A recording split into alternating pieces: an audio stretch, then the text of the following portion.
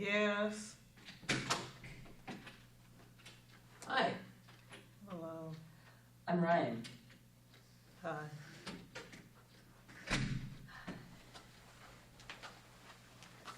Nice to meet you. Me too. Can I get your first name? Maria. Maria. How you doing today? Oh no. Yeah. Do you have any trouble finding the place? No. Okay. Can you tell me a little bit of what brought you here today? Well, I've been feeling like tired and sad lately, and I really don't know why.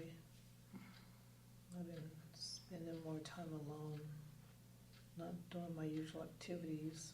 I mean, I'm not like suicidal or anything like that, but I just, I don't know, I don't have any energy and I just feel down. Doesn't feel like you've been feeling yourself lately. No, I haven't. That's rough. I'm sorry. Thanks. When did this start? Like, probably 2 months ago. Actually 3 months ago. Okay. Yeah, about 3 months ago. Huh. Did anything happen 3 months ago? I mean, I moved here 4 months ago. Huh. Where did you move from? Daytona. Daytona. I don't know where that is. Can you tell me about that? It's in Florida, Daytona Beach. Wow, so you moved. That's far. Like Daytona to Seattle? Yeah.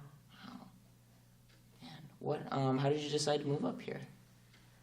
Well, so I see all of these things on travel channels and, stuff on the news. And I had a couple of friends that had been up here before, and they were saying it was kind of like